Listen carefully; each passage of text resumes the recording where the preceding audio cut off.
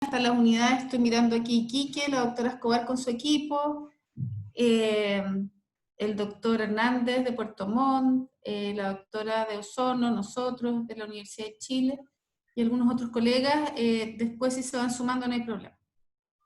Un gusto para mí presentar al doctor Felipe Salech. Él es geriatra de acá de la Universidad de Chile, trabaja en investigación también, tiene una trayectoria muy interesante en distintos temas relacionados con el adulto mayor, delirium y otros, entiendo. Así que creo que es un gusto tenerlo con nosotros. Felipe, tienes la palabra. Después al final, si tú quieres, dejamos unos minutitos por si hay alguna pregunta. Perfecto, súper. Súper. Pueden ver todos bien la presentación, ¿no? Sí. Bien. Bueno, primero agradecer la invitación. Para mí es un orgullo poder estar acá y de alguna manera poder transmitir la imagen desde la geriatría de cómo nos ha impactado esta pandemia. Este tema es extraordinariamente amplio desde el punto de vista del adulto mayor. Cuando nosotros nos enfrentamos a personas mayores, tratamos de verlas de una manera lo más integral posible. La geriatría es una disciplina que es estrechamente vinculada con la transdisciplina, de tal manera que estamos acostumbrados a ver impactos sociales, económicos, médicos, etcétera. De tal manera que uno de alguna manera, para poder generar una presentación de este tipo, necesita darle de alguna manera un constructo, un paraguas sobre el cual poder generar la presentación. Y probablemente esto de perogrullo para muchos de ustedes, pero la geriatría es el área de la medicina que se preocupa del adulto mayor de manera integral. Y lo que nosotros tratamos de hacer es colocar a la persona mayor en el centro y colocar en la periferia aquel conocimiento que nos lleve a mejorar su calidad de vida. Y principalmente ocupamos la funcionalidad y a través de la funcionalidad la independencia como aquellas herramientas que nos permiten mejorar la calidad de vida de las personas. Y es así como estamos de alguna manera enfocados en distintas temáticas que nos ayudan a trabajar en esta línea. Y es así como existen distintas iniciativas. Por ejemplo, existen grupos que están especialmente dedicados a los deterioros cognitivos y a las demencias, existen grupos que están dedicados a los trastornos motores, polifarmacia, y existen distintos grupos. Y de manera que tratar de abordarlos todos en una única presentación siempre se hace un poco difícil. Así que un poco la forma que decidí para organizarme es en qué estábamos nosotros, en el fondo en qué estábamos nuestro grupo trabajando previo primero al desarrollo de esta pandemia y cómo nos impactó. Nosotros llevábamos ya un par de años trabajando en esto, que son la prevención de caídas en los adultos mayores. Las caídas son un fenómeno extraordinariamente frecuente, 1 de cada 3 adultos mayores ha tenido una caída, y las caídas tienen impactos severos, dramáticos en las personas mayores, tanto desde el punto de vista de la mortalidad, morbilidad, y como les decía, funcionalidad, y a través de eso de su calidad de vida. Son con lejos la primera causa de fractura de cadera, pero también se asocian a otras lesiones no menos graves, como por ejemplo el traumatismo encefalocraniano, que es una condición especialmente grave en muchos mayores que utilizan terapia anticoagulante, y en ese contexto es muy discapacitante. Entonces llevábamos ya un tiempo levantando este tema, transformando las caídas no en un evento, sino que en una patología que necesitaba de alguna manera ser apropiadamente estudiada, evaluada por equipos multidisciplinarios, tener un estudio adecuado y dejar de que las caídas fueran simplemente algo que las personas entendieran que ocurría normalmente con la edad. Y las caídas se tratan principalmente con terapias de actividad física. Existen modelos de entrenamiento físico anticaídas específicos. Existen varios programas, entre ellos Otago, Tai Chi, etc. Y cuando uno los implementa de manera apropiada, vale decir, enfocado a los grupos musculares específicos, haciendo adecuado entrenamiento de balance, uno logra disminuir la incidencia de caídas de manera importante. Y esto se implementa, esto es una foto de cómo uno puede implementar este tipo de terapia. Y aquí ustedes pueden ver a adultos mayores interactuando socialmente en grupo, realizando actividades grupales de ejercicios dirigidas, orientadas a la fuerza y al balance. Y un poco lo que quiero es que se empiecen a imaginar es cómo este mundo que habíamos comenzado a construir, de cómo intervenir las caídas, cómo levantar este tema, y cómo intervenirlas grupalmente y darles esta perspectiva social y de manejo grupal, hoy día en la pandemia se ve lejana. O sea, hoy día imaginarnos esta sala llena de adultos mayores haciendo actividad física dirigida por un kinesiólogo y que estas personas vayan periódicamente a hacerse evaluaciones de fuerza y de balance, asistiendo a lugares dedicados a tratar sus caídas, se ve extraordinariamente lejano a cómo se veía esto en diciembre del año pasado, cuando esto estaba funcionando plenamente.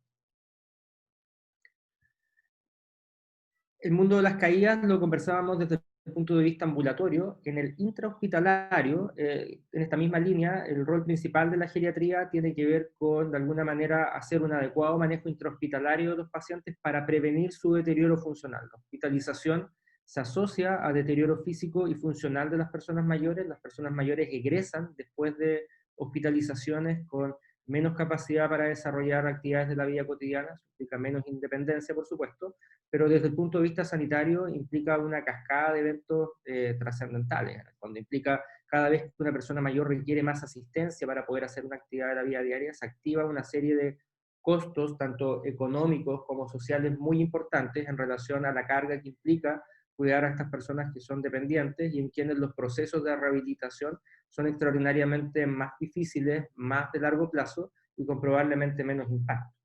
Y sabemos desde hace más de 10 años que si uno establece intervenciones de rehabilitación intrahospitalarias para las personas mayores, uno tiene un impacto muy importante en que estas personas egresen con mejor funcionalidad desde la hospitalización, y además uno sabe que estos impactos duran a largo plazo. Y esto implica activar protocolos de rehabilitación multimodal con terapeutas ocupacionales, con kinesiólogos dentro del hospital. Y esta se ha ido transformando en una ciencia desde la geriatría muy dura, donde se están generando estudios clínicos de muy buena calidad metodológica y que están impactando en las revistas de más alto impacto en medicina. Este es un trabajo al que todos le dimos vuelta el año 2019, que es un ensayo clínico randomizado, que de alguna manera venía a probar cómo protocolos de intervención física específica aplicados a adultos mayores hospitalizados mejoraba tanto la funcionalidad física de las personas mayores durante la hospitalización, como además su independencia al egreso. Entonces, este concepto de que uno les dejaba indicado kine por 2 o kine por 3, se empezó a transformar de alguna manera en una ciencia bien específica, donde ahora sabíamos cosas específicas que indicarle a los mayores, cuál era la carga de actividad física y qué cosas hacer desde ese punto de vista. Y esto es súper interesante porque en el fondo este tipo de protocolos nos ponía a las personas mayores dentro de los hospitales en gimnasio, haciendo cosas que antes no nos habríamos imaginado que las personas estaban haciendo.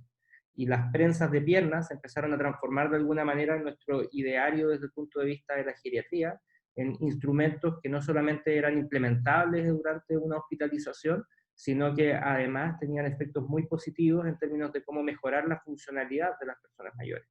Pero esto obviamente implica que esas personas mayores tienen que salir de sus habitaciones, tienen que ser tratados por kinesiólogos y por terapeutas ocupacionales, llevados a gimnasios comunes y de alguna manera en ese lugar hacer este tipo de intervenciones. En relación a delirium, que es otro de nuestras grandes fuertes durante la hospitalización, las intervenciones por terapia ocupacional son fundamentales en el manejo, y estas intervenciones de estimulación cognitiva implican esta cercanía, como ustedes pueden ver en la foto. Esta es una foto de nuestro hospital, un terapeuta ocupacional trabajando con una persona mayor en un ambiente muy cercano, trabajando comunicación y estimulación cognitiva para prevenir delirium. Y esto es algo que sabemos que tiene impacto. Esto es un estudio realizado por un grupo de investigadores de nuestro hospital. Evelyn Álvarez es una terapeuta ocupacional que desarrolló un ensayo clínico randomizado para probar que esta estimulación cognitiva en pacientes que estaban en unidades críticas pero sin ventilación mecánica tenía impacto muy importante en disminuir el delirium, que es lo que le muestro en esta tabla más breve, que es la tabla 3, donde se muestra que la incidencia de delirium y la duración del delirium es menor en el grupo experimental que va a terapia ocupacional precoz, pero además esto impacta en la funcionalidad global. Los pacientes que no hacen delirium y que son trabajados precozmente con terapia ocupacional se van con mejor funcionalidad desde su egreso hospitalario. Y esto ha ido de alguna manera transformando cómo se ven los hospitales en el mundo, estas intervenciones kinésicas de terapia ocupacional y motora. Esto es una foto de un hospital que a mí me tocó conocer en Australia, que es un hospital periférico. Esto no es un gran hospital ni una gran clínica, esto es un hospital público en la periferia de Sydney, pero que había sido recientemente modelado con miras a cómo imaginaban ellos el hospital de los próximos 25, 30 años. Y el hospital se ve así por dentro. Primero tiene un piso completo de geriatría, con cerca de 80 camas geriátricas, y tiene todos estos espacios comunes. Se imaginan a los pacientes no comiendo en sus camas, sino que comiendo sentados en comedores, ocupando espacios donde puedan eventualmente hacer algunas intervenciones de terapia ocupacional un poco más avanzadas, quienes puedan hacerlo, por ejemplo, tocar un piano. Se ven gimnasios donde se pueden hacer intervenciones grupales con varios pacientes que están en protocolos de rehabilitación, y se ven áreas comunes. Esto es una terraza, por ejemplo, que está en el 5.º piso, donde los pacientes no se imaginan confinados en la cama. De hecho, nosotros nos reíamos en la rotación porque perdíamos tiempo buscando al paciente. Íbamos a la cama estaba vacía, y de ahí teníamos que ir a perseguir dónde estaba la señora que probablemente estaba caminando por alguna parte de la unidad.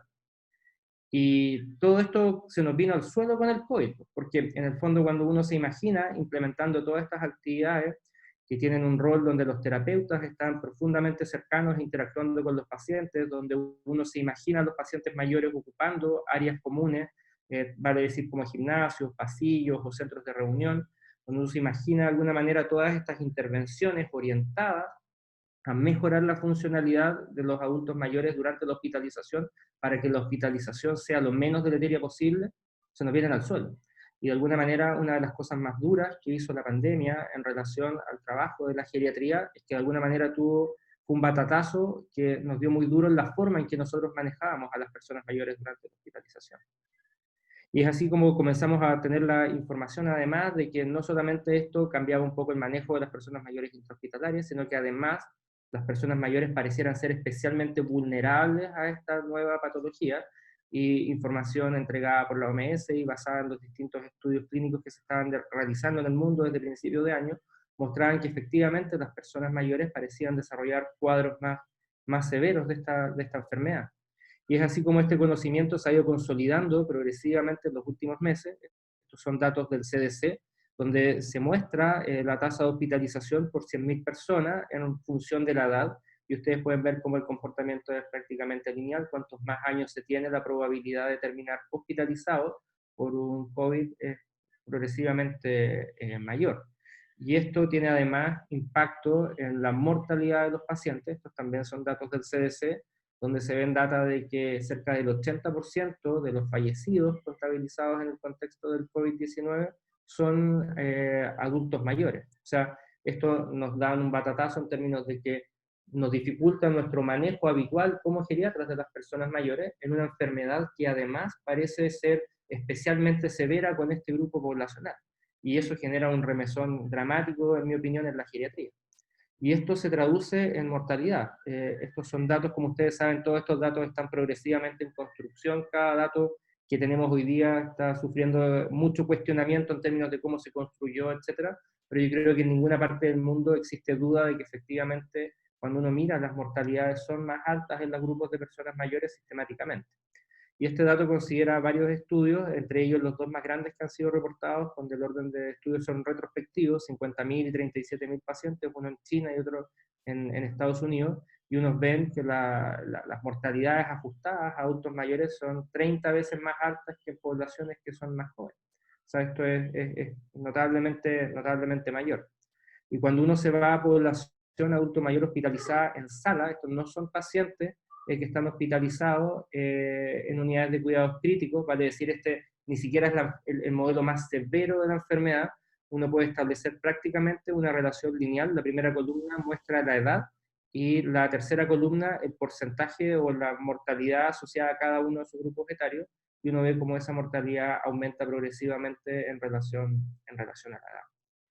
Y en Chile los números no son muy distintos. Esta tabla, ustedes saben, se actualiza con frecuencia. Estos son los datos del 29 de julio, y los datos nacionales nos muestran que en términos de mortalidad por grupo etario, de los mayores de 70 años en Chile es del orden del 62%, no es nada distinto.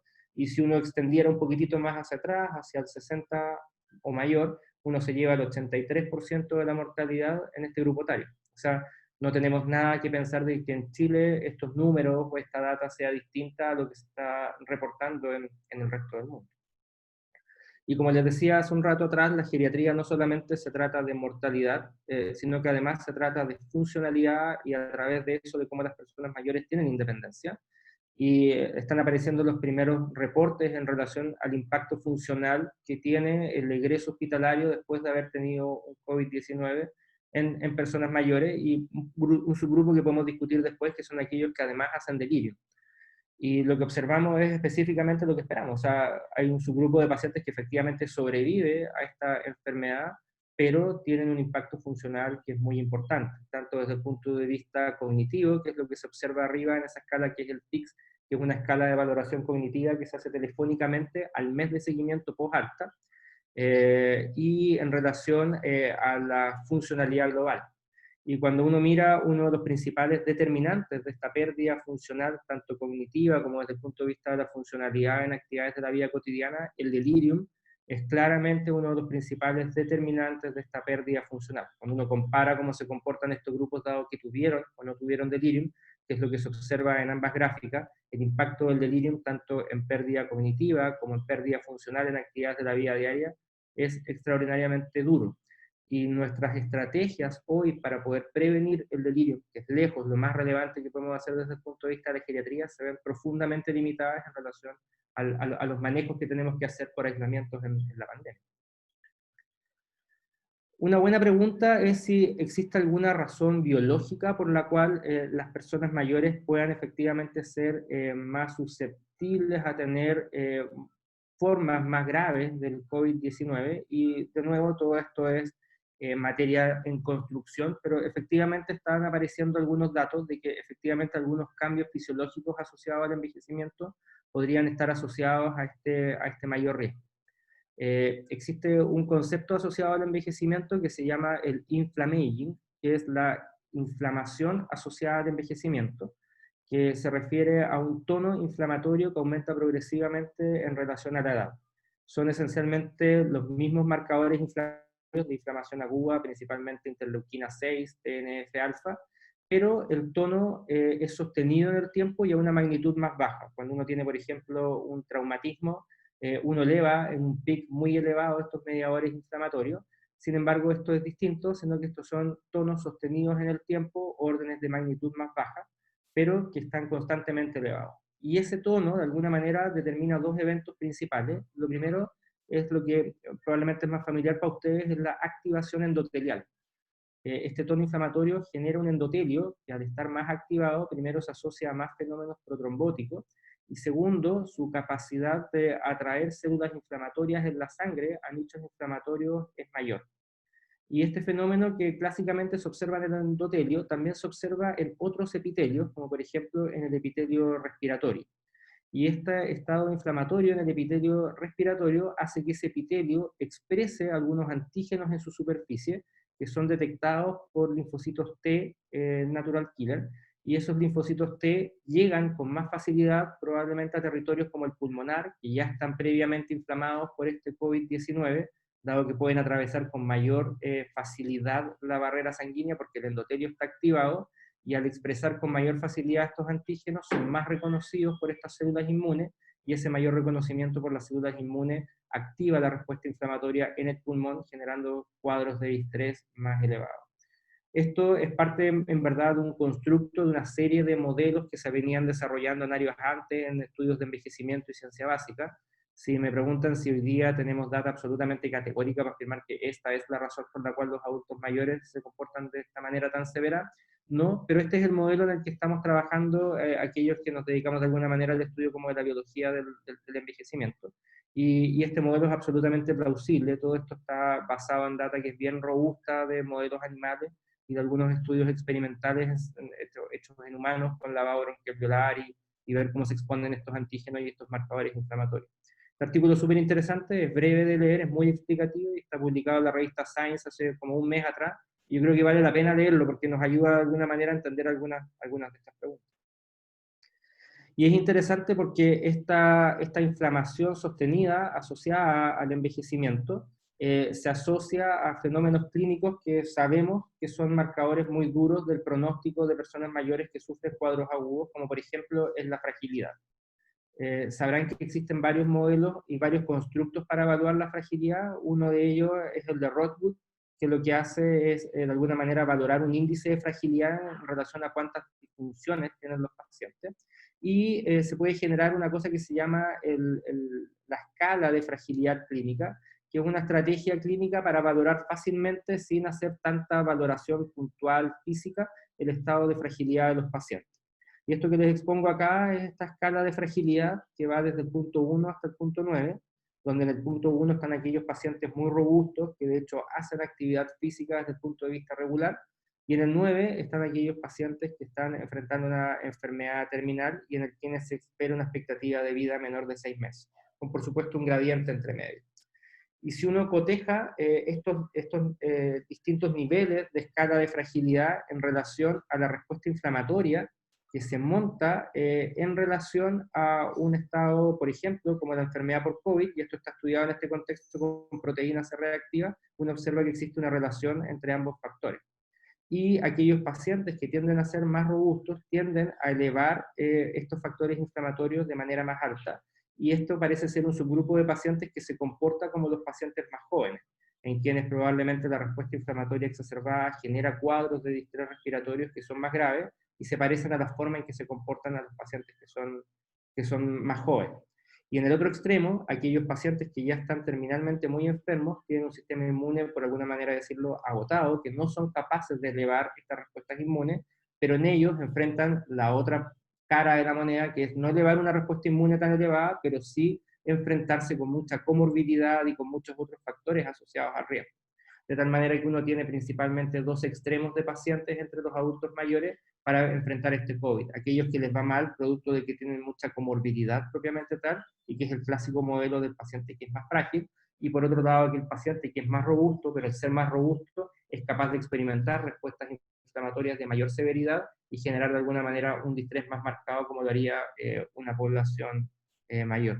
Este es un trabajo bien choro porque es un trabajo que parece que es, no sé, ni chicha ni limonada, parece ser una cosa que ayudaría en el contexto de este COVID. Pero de la misma manera que toda la data que les he ido mostrando, todo esto es absolutamente en proceso, estos son datos que están recién apareciendo. Estos últimos meses han sido una revolución en términos de cómo se ha ido generando todo este conocimiento. Pero lo que sí es bonito, y por eso quería mostrarles esas dos diapos para poder introducirles este concepto, es que sin duda esta respuesta inflamatoria montada en las personas mayores, de alguna manera juega un rol pronóstico en las personas mayores que cursan con COVID. Y este es un artículo que fue publicado súper recientemente, que yo creo que tiene 2 semanas, que está en el JAMDA, y es un artículo donde de alguna manera muestra el rol diagnóstico que tiene la edad más este score de fragilidad que yo les mostraba en predecir la severidad de un cuadro de un adulto mayor hospitalizado por COVID. Y ustedes pueden ver de que si uno mete en la juguera solamente la edad más la fragilidad, uno obtiene un test diagnóstico, tiene ¿cómo se llama? Un área bajo la curva del orden de 0,6, 0,7, es más o menos nomás. Pero si ustedes a ese mismo modelo que tiene la edad y la fragilidad le suman la proteína C reactiva y le suman la carga viral que tiene el paciente al momento de hacerse el diagnóstico, valorada por el punto de corte, el threshold con el que uno hace el PCR para poder hacer el cálculo de la positividad del test, vale decir, aquellos que tienen más carga se comportan como más graves, uno obtiene un test diagnóstico que tiene un área bajo la curva del orden de 90-92%. O sea, vale decir, si uno efectivamente considera este inflammaging dentro de las variables que determinan el mayor pronóstico de cursar con enfermedades más graves, sin duda eso le suma a la edad y sin duda eso le suma a la fragilidad. Entonces pareciera que esta respuesta inflamatoria descontrolada en relación al envejecimiento es probablemente uno de los fenómenos biológicos responsables de por qué las personas mayores cursan con cuadros más severos. Otro desafío que nos colocó esto, además de saber, bueno, por qué las personas mayores parece irles peor con el COVID, es ver sus presentaciones, cosa que también ha sido un desafío. La presentación clínica atípica es un clásico de la geriatría y es de las típicas cosas que de alguna manera hacen que la práctica clínica geriátrica sea un poco distintiva al resto de la medicina interna.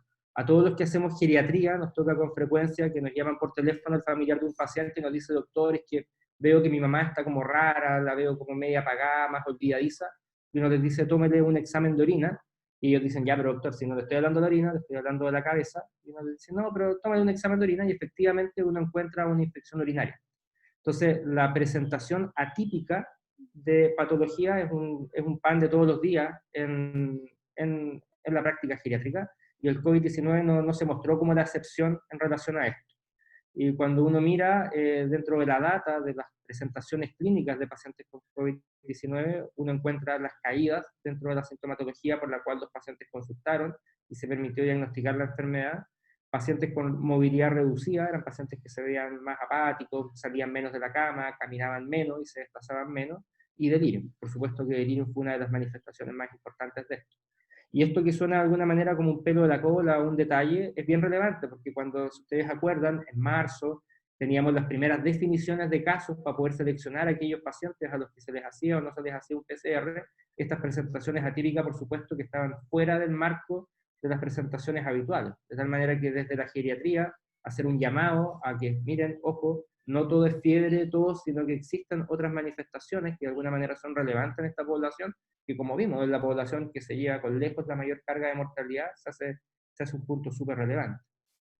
Y es así como esta triada entre la menor movilidad, estos pacientes que se están de alguna manera moviendo menos, pacientes que hacen delirium y pacientes que hacen caída, se empezaron a transformar de alguna manera en estos clásicos síntomas atípicos, con los cuales nosotros empezamos a aprender de que no solo todo esto es fiebre y tos, y que estos pacientes de alguna manera también nos deben motivar a ir a buscar selectivamente el diagnóstico.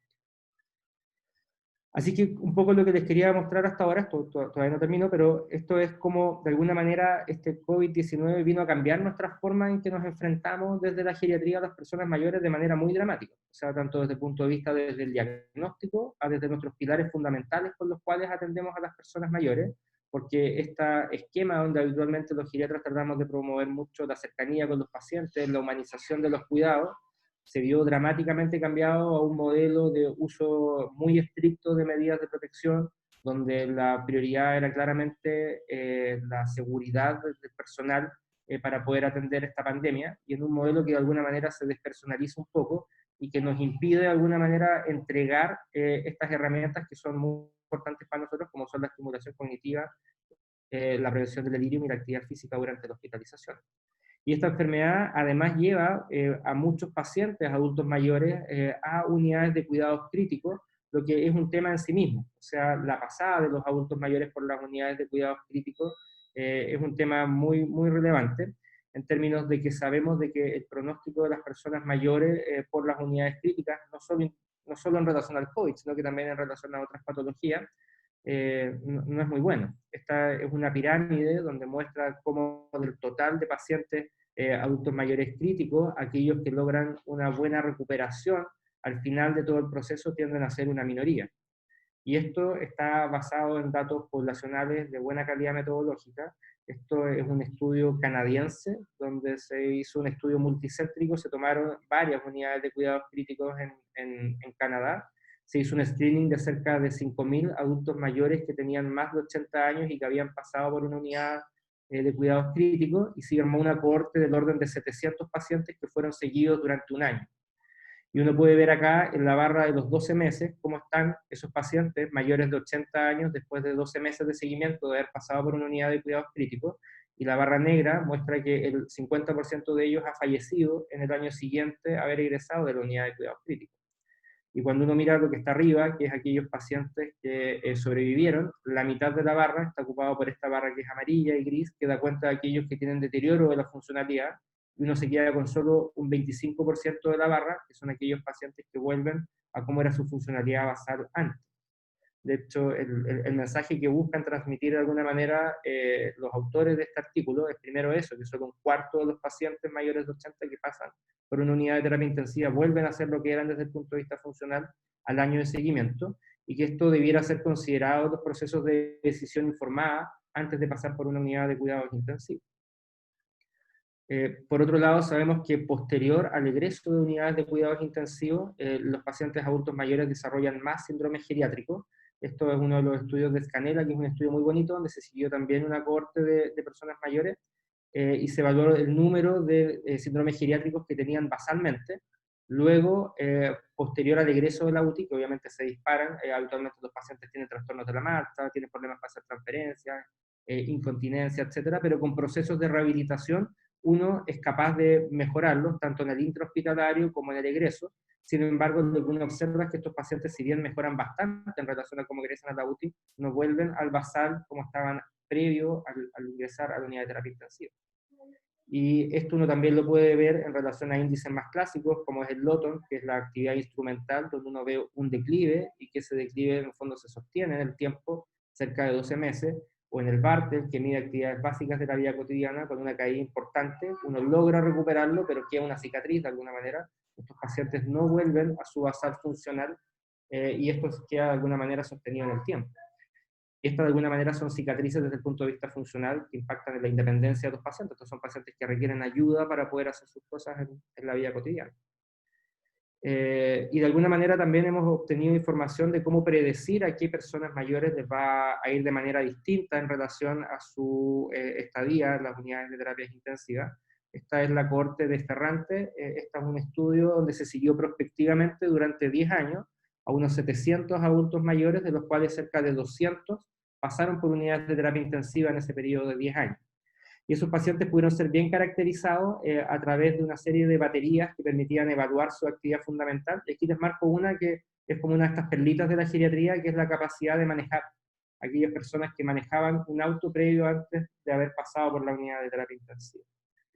Y lo que se observa es que la trayectoria funcional antes de pasar por la unidad de terapia intensiva es un marcador pronóstico muy importante de cómo va a ser la funcionalidad posterior al ingreso a la unidad de terapia intensiva. Aquellos pacientes que venían perdiendo funcionalidad o aquellos pacientes que estaban en peldaños más altos basalmente de pérdida funcional son aquellos pacientes que les va peor. Y por el contrario, aquellos pacientes con buenos niveles basales de funcionalidad y que no han perdido funcionalidad durante el año previo a su estadía en unidades de terapia intensiva, son pacientes que tienen muy buenos desenlaces desde el punto de vista funcional, y de hecho en esos pacientes no fue posible describir esta cicatriz funcional, es decir, son pacientes que se comportaban de buena manera después de haber egresado por la UTI. Y es interesante porque cuando uno mira cómo se comporta esto con relación a otras variables bien conocidas de pronóstico posterior a la UTI, uno puede observar acá en la mortalidad al año, que obviamente haber requerido ventilación mecánica y requerir drogas vasoactivas durante la estadía en UTI es un factor pronóstico, eso es bien conocido, pero es interesante cómo la funcionalidad basal y la trayectoria funcional previa a la unidad de terapia intensiva se comportan prácticamente también como el requerir estos soportes críticos en términos de cómo su funcionalidad posterior. Y es por eso que valorar la fragilidad y valorar la funcionalidad previa a estos pacientes es clave para poder entender cómo se van a comportar y poder tener una mejor idea de cómo va a ser su pronóstico de la unidad de terapia intensiva. Y esto es un metaanálisis de cómo se comporta la fragilidad en relación a desenlaces de terapia intensiva. Y este trabajo tiene una particularidad que es súper interesante, y es que estos no necesariamente son adultos mayores. Varios de los estudios incluyeron solamente adultos mayores, pero algunos de los estudios incluyeron a población general. Y la fragilidad se transforma en un marcador pronóstico, tanto de la mortalidad hospitalaria como a largo plazo en todas las poblaciones, no solamente en población adulto mayor. De manera que la fragilidad y una valoración adecuada de fragilidad en el preoperatorio se hace mandatorio.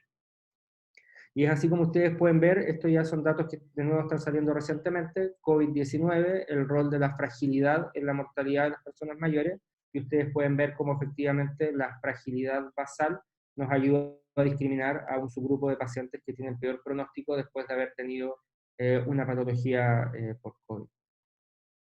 Así que, dada toda esta información que hemos visto antes, de que nos cambió el modelo de cómo atender a los pacientes, que sabemos que estos pacientes, producto de algunos cambios fisiológicos, cursan con enfermedades más graves que se asocian a más mortalidad, y que conocer tanto su fragilidad como su funcionalidad previa es relevante para su manejo, es que de alguna manera como geriatras tuvimos que organizarnos y de alguna manera poder dar paso a la acción. Y probablemente una de las primeras cosas que se constituyó fue un grupo de trabajo en la Sociedad Chilena de Geriatría, que permitió articularse con otras sociedades en un trabajo súper interesante. Este en particular se pudo vincular con la Sociedad de Medicina de Urgencia, y esto se generó precozmente entre marzo, primeros días de abril. Este documento ya estaba, y que de alguna manera es un protocolo de cómo enfrentar en el servicio de urgencia a un adulto mayor con COVID-19.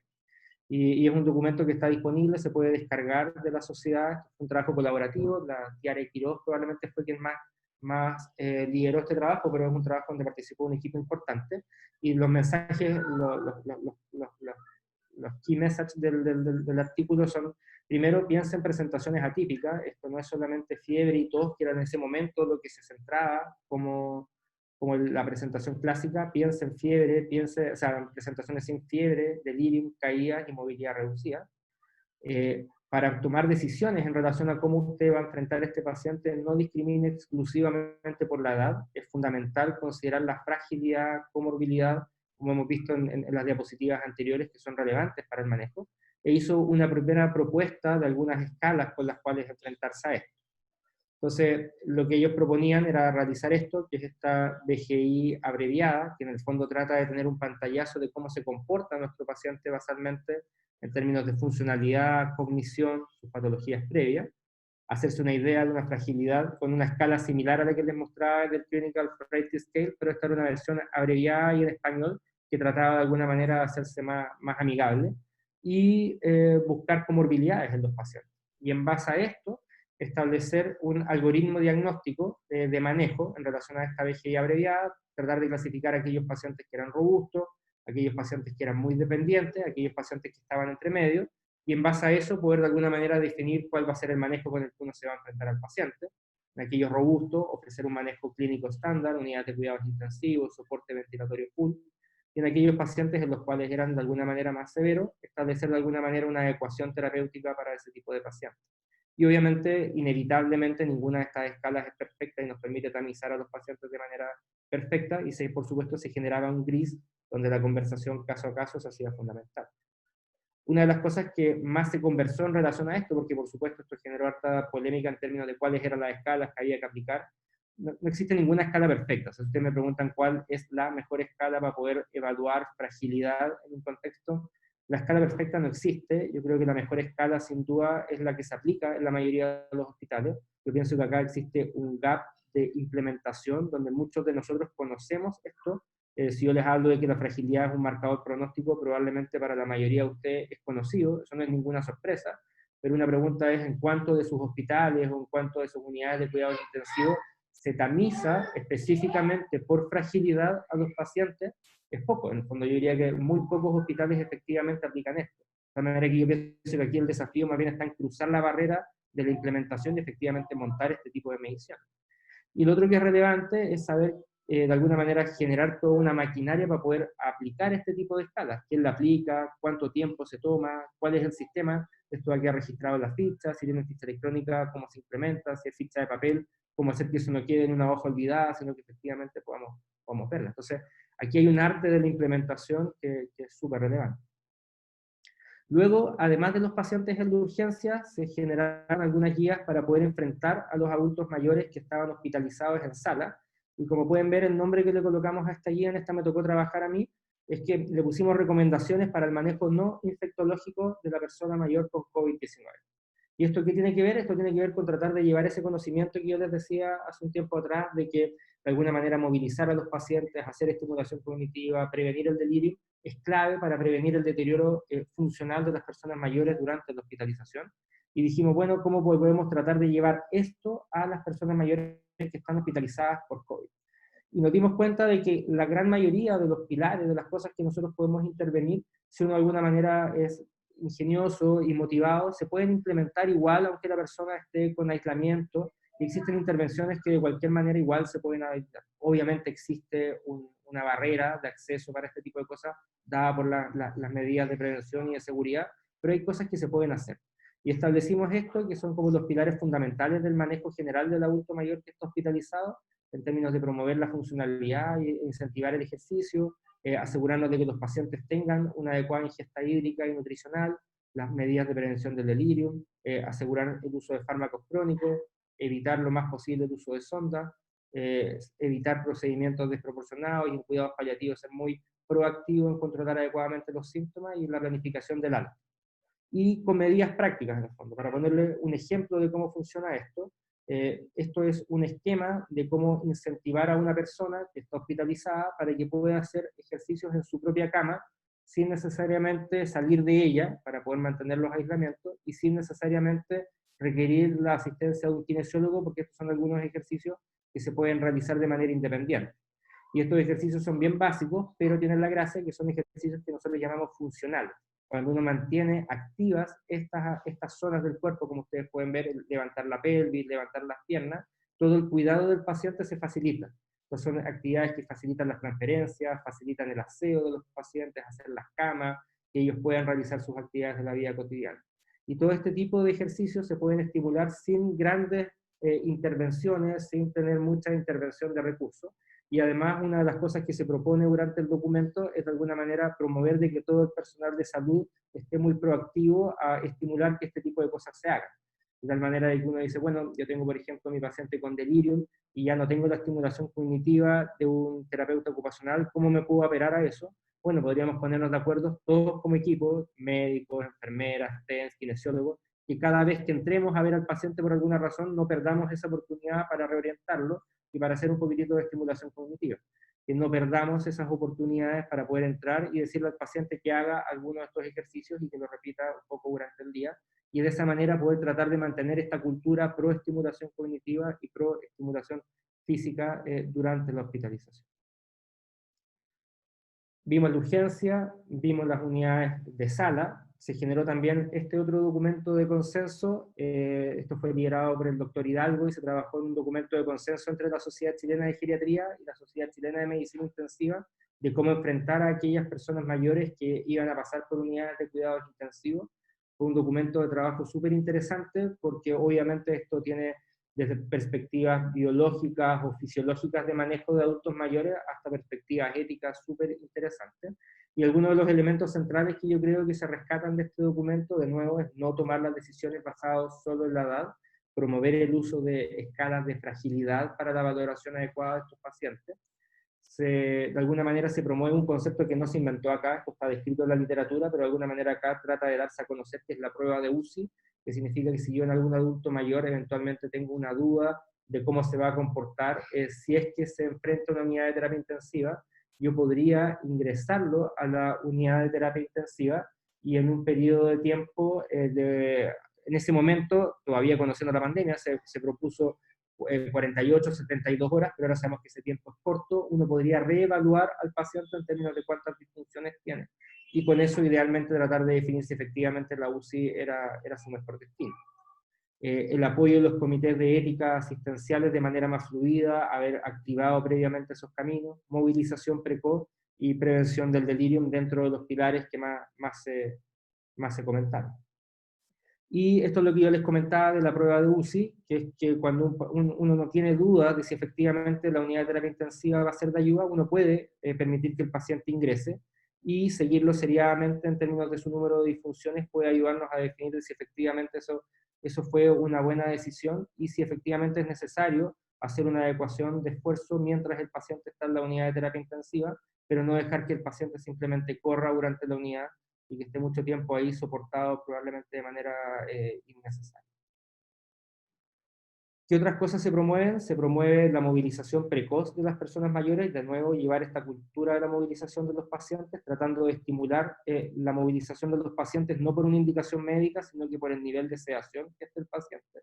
Independiente de que el paciente incluso esté sedado profundo, puede ser subsidiario a realizarse actividad kinésica que tiene un impacto positivo en su recuperación después, mantener los rangos articulares, mantener la movilización pasiva, ayuda a tener menos dolor en las etapas postoperatorias y de alguna manera facilitar la recuperación.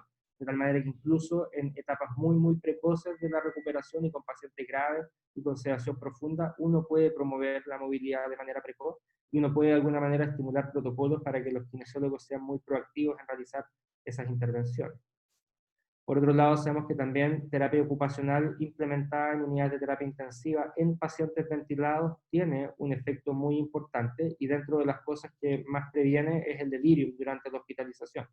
Este es un estudio antiguo que tiene más de 10 años de intervención precoz, se aprovechaba la suspensión matinal de pseudoanalgesia para implementar terapia física y terapia cognitiva en pacientes que estaban ventilados, y son pacientes que salen antes del ventilador mecánico, hacen menos delirium y tienen estadías de unidad de terapia intensiva que son más cortas. De tal manera que este paradigma que antes teníamos de ser muy proactivos en la movilización y en la estimulación, también podemos llevarlas a las unidades de terapia intensiva. Y el delirium de alguna manera se transforma claramente en nuestro caballito de batalla porque el COVID COVID-19 claramente le da muy duro al tema del delirium. Le da principalmente porque lejos nuestra principal herramienta para el manejo del delirium es la implementación de medidas de prevención no farmacológicas. No hay nada que haya demostrado de manera más sistemática y con estudios de mejor calidad metodológica tener un impacto positivo en el delirio. Uno puede prevenirlo con la implementación de medidas no farmacológicas y obviamente los aislamientos, las hospitalizaciones, la disminución de las visitas nos colocan barreras muy importantes para la implementación de esas medidas. Sin embargo, como les decía, si uno de alguna manera trabaja en equipo, uno puede subsidiar un poquitito algunas de esas intervenciones y para eso la coordinación con trabajos con TENS y con trabajos con enfermera puede ser de alguna manera de gran utilidad. Y recordar siempre de que el manejo farmacológico del delirium es una estrategia de rescate para prevenir en el fondo las complicaciones de la hiperactividad severa, pero no es el tratamiento. Y esto me ha tocado porque me han invitado a varias presentaciones a hablar de delirium en el adulto mayor, y como que están todos con la receta de cocina a tratar de anotar cuál es la dosis de quetiapina que le corresponde a los pacientes. Y creo que el foco acá está en cómo logramos implementar medidas de manejo y de prevención no farmacológica que son capitales para este tipo de pacientes y que claramente requieren de logística y de intervención para poder ser implementadas en el contexto de la pandemia. Y es así como en el mundo, esto es solamente un ejemplo de una cosa que se montó en Inglaterra, se ha estado trabajando harto en cómo facilitar este acceso y cómo lograr de que no necesariamente el personal médico que sabe harto de delirium aprenda en términos del reconocimiento y de cómo manejarlo, sino cómo bajar esta información a otros estamentos, como por ejemplo cuidadora, asistentes de enfermería, de tal manera de que todo el mundo tenga esta atención y esta preocupación en relación al delirium y facilite el trabajo en equipo orientado a su prevención y a su manejo. Obviamente generar redes con los equipos de cuidados paliativos es un tema que se transformó en central desde los comienzos para todos los equipos de geriatría. La relación entre unidades de cuidados intensivos y adultos mayores, como les mostraba hace un rato atrás, es súper interesante. Hay un grupo francés liderado por un autor que se llama Bertrand Guidet, que viene estudiando hace años cómo se comporta en términos de mortalidad el uso del recurso de terapia intensiva en adultos mayores. Y este es un trabajo que está publicado, este es antiguo, este es como el 2011, este es un estudio retrospectivo donde comparó a adultos mayores que fueron o no fueron a unidades de terapia intensiva con el mismo diagnóstico de base y con el mismo patrón de gravedad, que era SOFA en este caso, de ingreso. Y uno ve cómo se comportaba la mortalidad de ambos grupos y sorpresivamente no era distinta. Parecía ser que la unidad de terapia intensiva no le ofrecía un beneficio de sobrevida a estas personas mayores que pasaban por este tipo de cuidados. Y eso lo motivó a desarrollar un ensayo clínico randomizado, que fue realizado en Francia, donde se randomizaron servicios de urgencia en Francia a tener una entrada muy manga ancha de adultos mayores a las unidades de cuidados intensivos, versus otras en las que se promovía mantener su manejo habitual de definir en base al criterio del urgenciólogo qué paciente iba o no iba a la unidad de terapia intensiva. Y lo que se obtuvo es que aquella rama randomizada a la manga ancha elevó cerca de un 30% el ingreso de los adultos mayores a unidades de cuidados intensivos. Sin embargo, cuando uno compara la sobrevida al egreso hospitalario y a los 3 meses, se pierde esa diferencia y los pacientes finalmente no ganan un beneficio en sobrevida luego de haber pasado por la unidad de cuidados intensivos. Y uno dice, bueno, ¿qué es lo que ocurre? Porque una unidad de terapia intensiva podría no generarle un beneficio de sobrevida a las personas mayores, y es porque la persona mayor tiene un comportamiento mucho más complejo en relación en términos de su manejo, que no está solamente dado por la gravedad de la fisiopatología, de la neumonía o de la infección urinaria, sino que tiene todos estos elementos de delirium, de pérdida funcional, que determinan un desenlace que es de peor calidad. Estos pacientes se demoran más tiempo en egresar de la ventilación mecánica, son pacientes que una vez que egresan son más susceptibles a tener nuevos hits infecciosos, hacen más neumonias intrahospitalarias, más infecciones urinarias, hacen escaras, esas escaras se sobreinfectan, requieren más cuidado, y finalmente son todas esas otras variables las que terminan mellando este pronóstico final a mediano y largo plazo de estos pacientes. Y es así como pensando en que les damos la mejor chance metiéndolas a la unidad de cuidados intensivos, puede ser que ese paciente efectivamente no necesariamente sea el mejor camino. Y por otro lado, mantener de alguna manera conexiones importantes, activas y bien conocidas con los equipos de cuidados paliativos es muy relevante, puesto de que cuando uno habla muchas veces con intensivistas que son un poco cowboy y dicen, bueno, no importa, yo total puedo desconectar a mi paciente y eso no me genera mayor problema.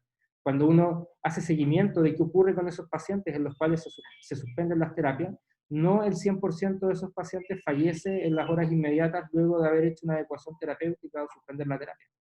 Muchos de esos pacientes, incluso hasta un 20% de aquellos en los que se suspende la terapia, se mantienen vivos por periodos que incluso cruzan la semana. Y uno debe estar preparado para poder entregarle un soporte sintomático adecuado a esos pacientes. Y eso no puede ser improvisado, y eso es algo que de alguna manera debe estar predefinido, y en ese contexto establecer redes de trabajo, cómo articularse para poder interconsultar adecuadamente a los equipos de paliativos, para no interconsultarlos una vez que uno ya tomó la decisión de que va a suspender o va a adecuar el esfuerzo terapéutico en esos pacientes, sino que desde antes para poder promover protocolos adecuados y tener las medidas a mano para poder soportar a aquellos pacientes en los cuales el control de síntomas va a tomar las riendas del manejo del paciente es clave. Y es así como dentro de los documentos que se generó, como les decía antes, están estas recomendaciones que fueron lideradas por la Sociedad Médica de Cuidados Paliativos. Acá Diana Pareja trabajó de manera súper importante desde el punto de vista de los geriatras, igual que otro equipo, y de alguna manera lo que trataba de buscar era primero generar estas recomendaciones en relación a la toma de decisiones, pero más allá de un algoritmo propiamente tal, de alguna manera lo que buscaba hacer era poder generar estos lazos, es saber de que no funciona una unidad de cuidados paliativos dentro del hospital, una unidad de cuidados geriátricos y una unidad de cuidados intensivos separada, sino que era importante generar el proceso de coordinación de esfuerzos para estar preparados para cuando estas necesidades ocurrieran.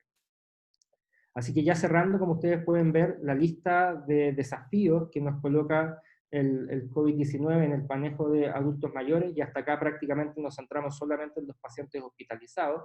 Como les dije al principio, las aristas que puede levantar el manejo de COVID en adultos mayores es infinita, desde su manejo económico, social, psicológico, es muy alta, pero acá solamente nos hemos centrado en lo hospitalario y como ustedes pueden ver, los desafíos que nos colocó son muy importantes.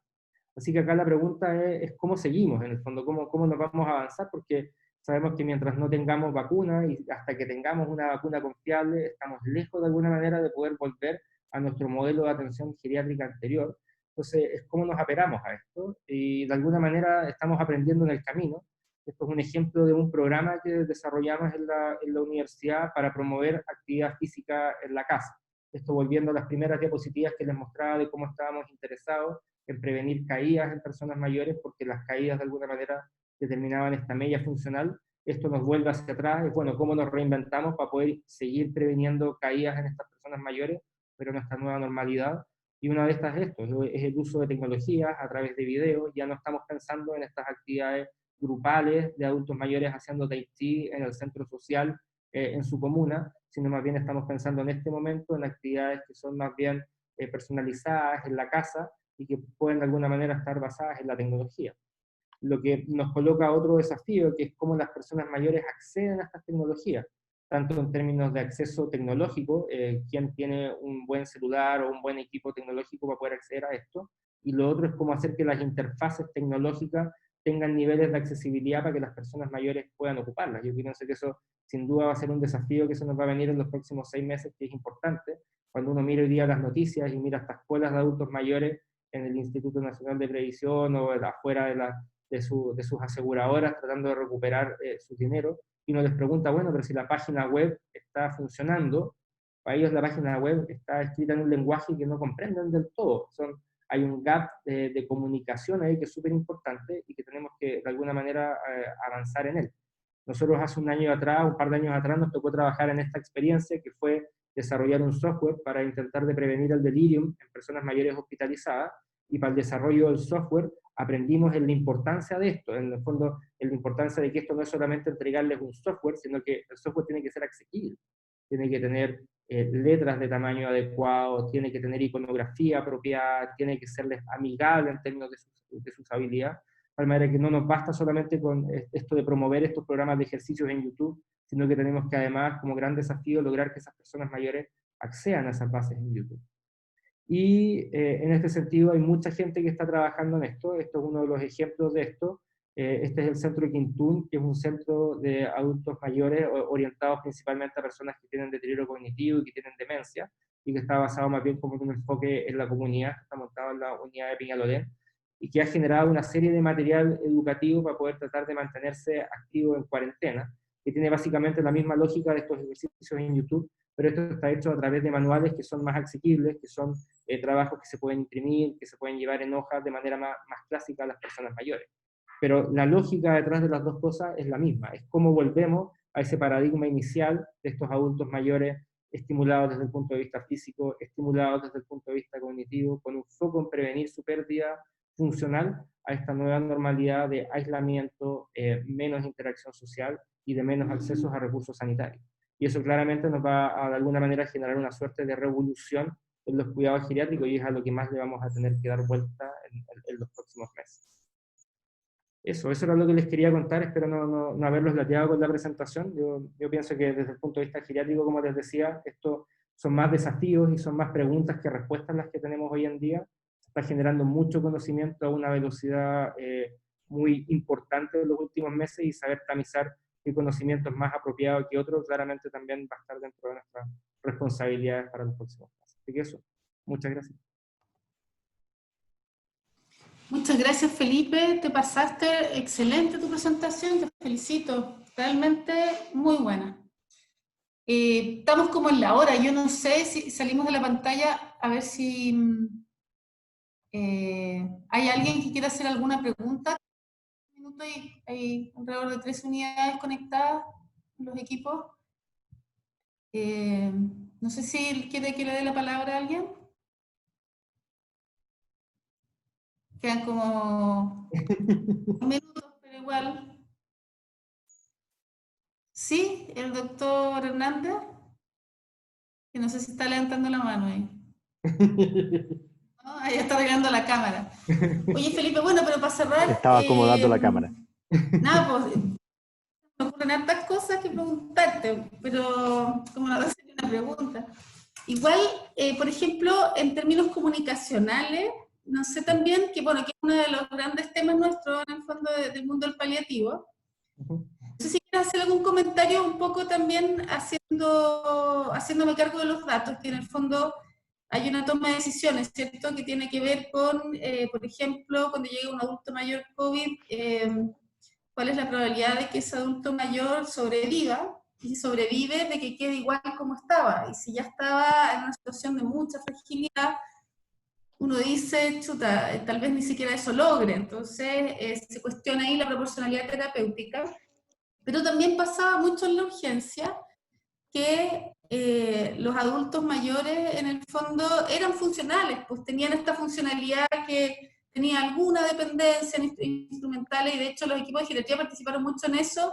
Entonces la lista de adultos mayores para evaluar, al final la mayoría no eran muy frágiles, tenían una funcionalidad bastante conservada, entonces en el fondo se producía una cuestión complicada porque no descarta, pero seguimos sabiendo que son los que andan peor en el fondo. Entonces, finalmente la decisión era compleja, y aún así, después estando en la UCI, también era complicado, porque con el mejor score, igual nunca tenéis una certeza en el minuto muy alta, siempre hay una probabilidad que 10, 20% que no maneja, entonces es complicado porque hay mucha incertidumbre que es persistente, es el mundo de la incertidumbre. Entonces ahí, sin duda, ya que es la muerte de una persona, hay otras cosas que tienen que ver con la decisión. Esta persona, siendo quien es, le gustaría pasar en esta etapa de su vida meses tratando de rehabilitarse y haciendo que toda su familia lo ayude y se dedique 100% a eso, digamos, por ejemplo. Una pregunta, entonces no sé si tienes algún comentario en relación a comunicación con familias y pacientes, dando por sentado que los extremos ya están claros, pero todo este gris que tal vez la gran masa de adultos mayores. O sea, a ver, yo concuerdo plenamente con el comentario. De hecho, cuando uno hace una beca de geriatría, una de las cosas que uno aprende es que la geriatría tiene un mundo de incertidumbre muy amplio. Y de hecho, nosotros de alguna manera, como especialistas, tenemos que entrenarnos a lidiar con la incertidumbre. Nos pasa no solamente en el mundo del COVID, nos pasa, por ejemplo, nos dicen, tengo una persona nonagenaria que está con una capacidad funcional muy disminuida en una residencia de adultos mayores y tiene una anemia, le va a pedir una ferritina, le va a hacer un mielograma, y de alguna manera tiene que aprender a vivir con la incertidumbre de que no voy a poder hacer mi diagnóstico muy elegante de que tiene una amiloidisplasia, pero proporcionalmente a ese paciente no le va a cambiar su manejo el que yo sepa el diagnóstico final de ese paciente. Entonces, de alguna manera la incertidumbre es parte del core de destrezas que en algún momento de alguna manera como geriatra debemos manejar. Pero yendo un poco al punto, lo primero es que lamentablemente hoy día no tenemos ninguna escala que sea perfecta en discriminar a los pacientes. Eso no existe en el mundo y al menos en mi opinión estamos muy lejos. Yo creo que no vamos a tener, si alguien tiene la esperanza de que de aquí a 1 año o 2 años más vaya a salir un score de fragilidad modificado por LDH o por proteína C reactiva que nos va a discriminar este paciente sí y ese paciente no, lamentablemente eso no va a ocurrir. Entonces, ¿qué es lo que yo pienso que debemos hacer? Debemos de alguna manera, primero, ser sinceros con la familia, con los antecedentes, porque este concepto de que un paciente que cursa por una unidad de terapia intensiva, que puede sobrevivir pero quedar secuelado, es algo que al menos en mi experiencia no se le transmite con frecuencia a la familia. Cuando las personas tienen la conversación en la urgencia con la familia, de alguna manera todo se centra en el cuadro agudo, en que se vamos a dar antibióticos, vamos a soportar la neumonía y lo vamos a sacar de esto.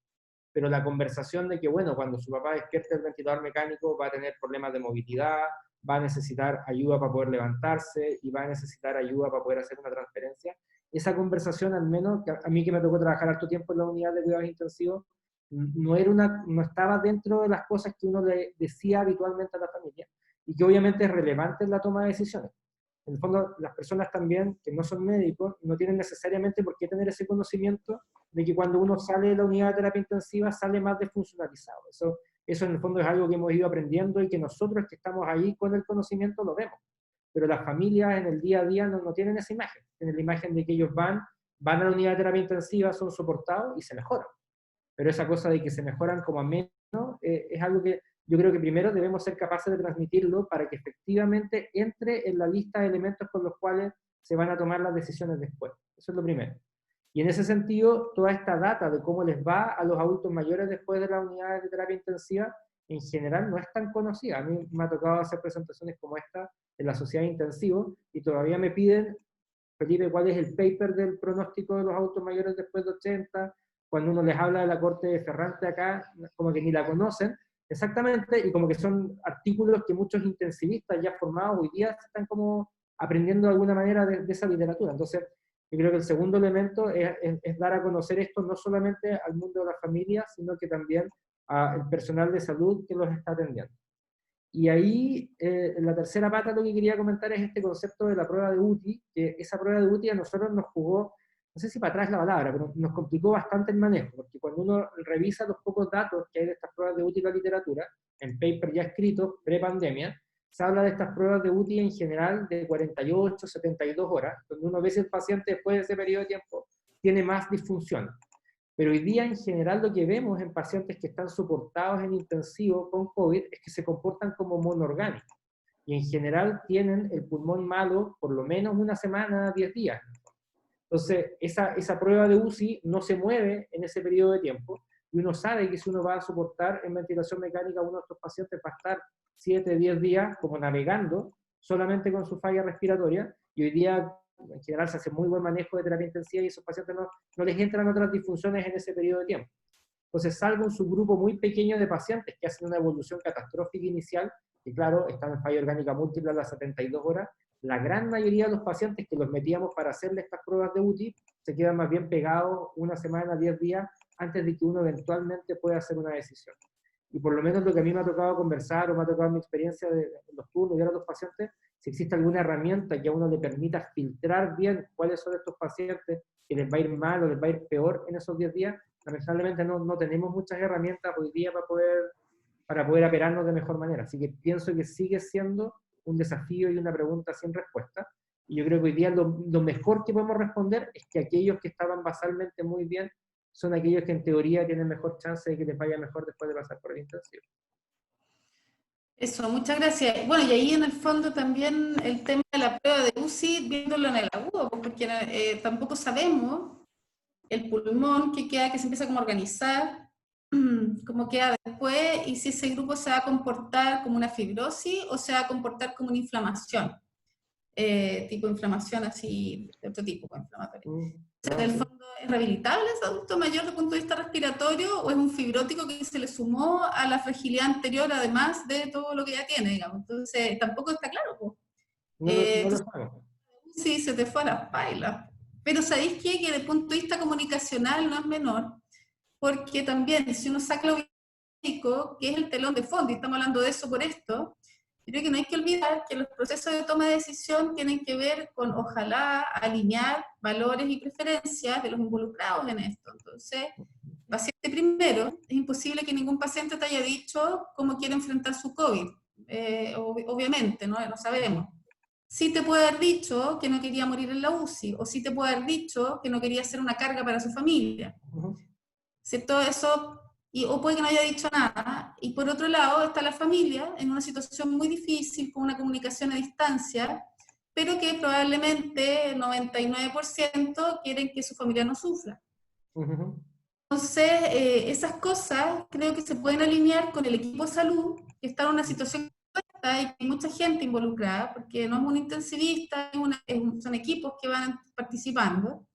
Yo creo, y hay algo de datos súper preliminares, que las pruebas de UCI no solo tienen que ver con tener más datos respecto de la evolución fisiológica en relación a una terapia o una terapia de soporte, a veces también son necesarias para entender si hay una conducta que permita alinear preferencias relevantes en cómo quiere morir una persona considerando que la especie es mortal, porque también esa se lo olvide. Entonces ahí también está la prueba de UCI en ese sentido. De repente necesitas tiempo, de repente necesitamos.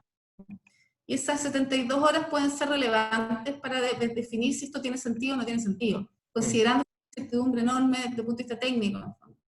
Entonces, bueno, con eso quería comentar, ya son las 10:10, así que vamos a tener que cerrar, todo el mundo tiene sus policlínicos, sus cosas. Pero bueno, eso no sé, pues, no sé si Felipe quieres decir algo final para no dejarte ahí con las ganas. No, yo solo agradecer la oportunidad. Para mí es súper chulo poder mostrar mi especialidad, así que para mí es un gusto y espero que sea de utilidad la presentación. Nada.